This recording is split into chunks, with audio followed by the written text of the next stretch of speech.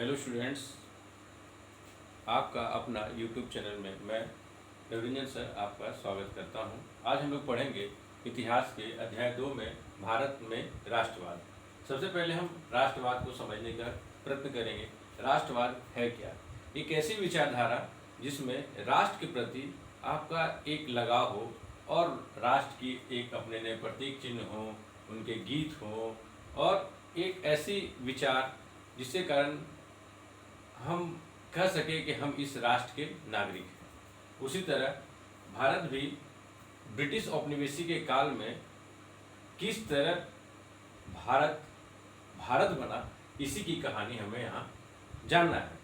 अब हम लोग जरा सा इतिहास की ओर जाते हैं। प्रथम विश्व युद्ध जो आप लोग जानते हैं 1914 से 1918 के बीच हुआ। इसमें दो देश ने भाग लिया, जिसमें एक गुट जिसमें ब्रिटेन, फ्रांस, रसिया और दूसरा गुट जर्मनी, ऑटोमन और ऑस्ट्रिया, ये तीन देश, बाकी इटली अप्रत्यक्ष रूप से इसमें शामिल था, बाद में शामिल हो जाता है। प्रथम विश्व के बाद क्या होता है कि रक्षा व्यय में काफ़ी भारी इजाफा हो जाता है। क्या है कि काफ़ी ज़्यादा युद्ध में खर्च होता है और युद्ध के लिए उपयुक्त जो सेना के लिए उन्हें गोला बारूद या हथियार की जरूरत होती है, इसी कारण रक्षा व्यय में भारी इजाफा हो जाता है। इसी से इसका निपटारा करने के लिए क्या किया जाता है? अंग्रेजों के द्वारा करों में वृद्धि की जाती है, सीमा शुल्क बढ़ा दिए जाते हैं और आयकर भी शुरू कर दिया जाता है।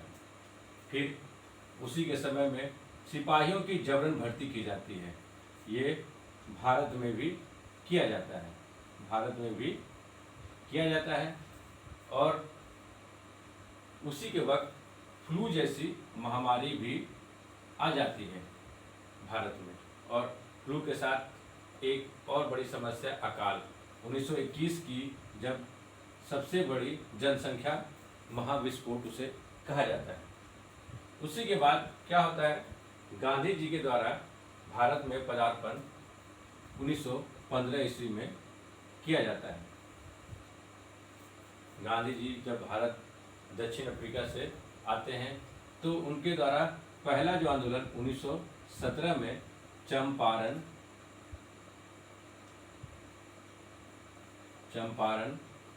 नामक जगह पे किसान आंदोलन किया जाता है। ये 3 कठिया आंदोलन के नाम से भी जाना जाता है। इसमें 20 कट्ठे की जमीन में 3 कट्ठा की जमीन पर नील की खेती करना अनिवार्य रहता है, और ये नील जो उत्पादन होते हैं उसे ब्रिटिश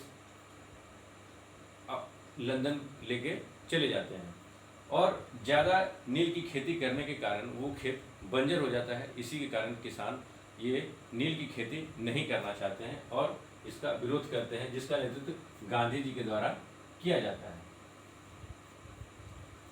गांधी जी के द्वारा अन्य आंदोलन जैसे खेड़ा आंदोलन, अहमदाबाद मिल आंदोलन, इस तरह के स्थानीय स्तर पर नेतृत्व करते हैं। और गांधी जी के द्वारा जो बृहद स्तर पर आंदोलन होता है वो प्रथम बार असहयोग आंदोलन के नाम से जाना जाता है, जो 1920 में शुरू किया जाता है।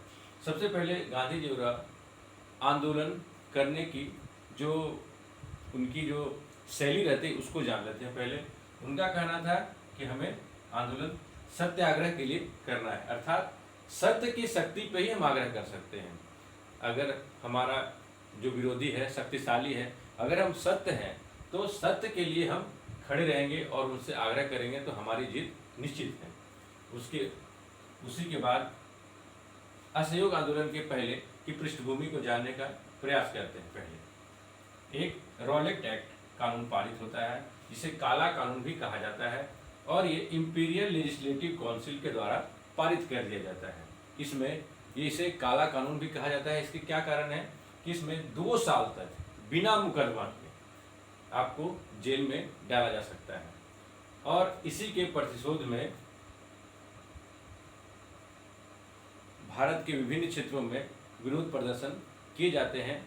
और अमृतसर के जालियांवाला बाग शहर में हजारों की संख्या में लोग वहां पर इकट्ठा होते हैं, और उसके पहले वहां पर उस शहर में मार्शल लॉ लागू कर दिया जाता है, जिसे लोगों को जानकारी नहीं थी या उन्हें अनभिज्ञता थी, ये कह सकते हैं। होता यह है कि जब वहाँ के एक जनरल डायर को इस चीज़ का पता चलता है तो अपने सैनिकों को ले जा करके जालियांवाला बाग जिसका जो मेन गेट रहता है वो काफ़ी संकीर्ण रहता है, और वो अपने मेन गेट पे हजारों की संख्या में अपने सिपाहियों को ले जा करके वहाँ पर अंधाधुंध गोलियां चलाता है, जिससे सैकड़ों लोगों की मृत्यु हो जाती है, जिसके कारण पूरे समस्त उत्तर भारत, पंजाब, उत्तर प्रदेश, बिहार, बंगाल में और हिंसक घटनाएं घटने लगती हैं, जिसे गांधी जी के द्वारा ये आंदोलन को वापस ले लेते हैं। उसके बाद एक दूसरा है खलीफा के पद को लेकर के।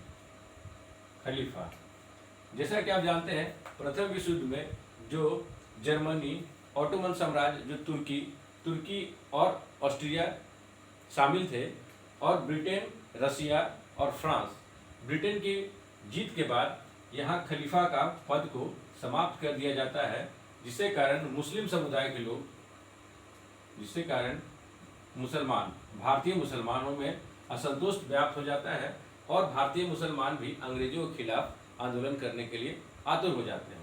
गांधी जी हिंदू और मुसलमानों के द्वारा जो उनके अंदर असंतोष रहता है, इसे व्यक्त करने के लिए असहयोग आंदोलन चलाते हैं। असहयोग मतलब सहयोग न करना।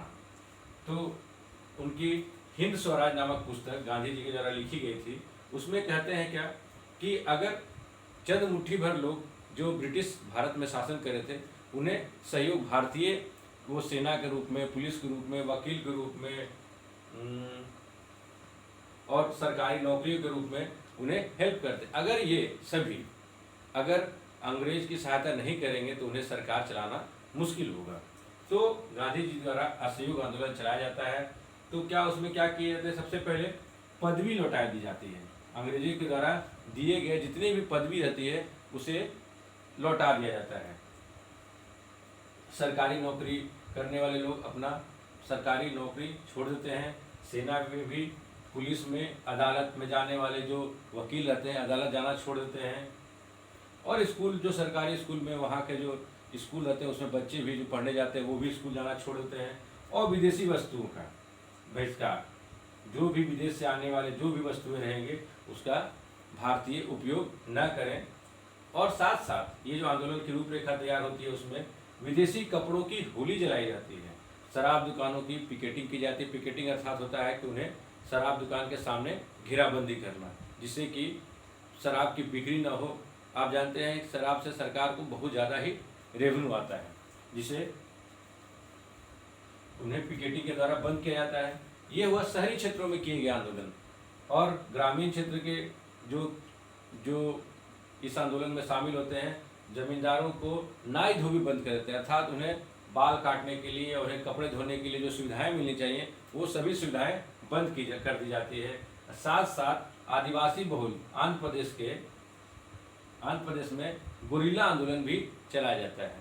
इस तरह करके आंदोलन को, और बगानों में स्वराज, अर्थात असम के बगानों में ब्रिटिश के द्वारा ये कानून बना था कि कोई भी जो श्रमिक बगान में काम करते हैं अपनी इच्छा के बगैर बाहर नहीं जा सकते हैं। लेकिन जब उन्हें यह एहसास होता है कि गांधी जी ने स्वराज की मांग की है तो उन्हें भी लगता है कि हम भी अब आज़ाद होने वाले हैं, और वो भी बगान श्रमिक जो है अपने जो मालिक का बात नहीं मानते हैं, और वो भी वहाँ को बगान को छोड़ के बाहर भागने लगते हैं। इस तरह आंदोलन शहरी क्षेत्रों के अलावा ग्रामीण क्षेत्र, बगानों में और आदिवासी अर्थात जो वन्य जीव पे आधारित जो व्यक्ति शामिल रहते हैं, सभी इस आंदोलन में शामिल रहते हैं। लेकिन 2 वर्षों के पश्चात 1922 में यूपी के गोरखपुर जिले में चौरी चौरा नामक जगह पे एक भीड़ जो कि वहाँ के थाने को आग लगा देती है, जिसके कारण कुछ पुलिसकर्मियों की मौत हो जाती है। और गांधी जी इस बात को लेकर काफ़ी आहत होते हैं। उनका मानना था कि हमें अहिंसा के द्वारा ही आंदोलन को आगे बढ़ाना है, लेकिन ये आंदोलन अहिंसा के जगह हिंसक रूप धारण कर लेता है और गांधी जी असहयोग आंदोलन को वापस ले लेते हैं। ठीक है, आज के लिए बस इतना ही। फिर मिलते हैं आपसे नए वीडियो में, जिसमें आपको पढ़ाया जाएगा सविनय अवज्ञा आंदोलन। धन्यवाद।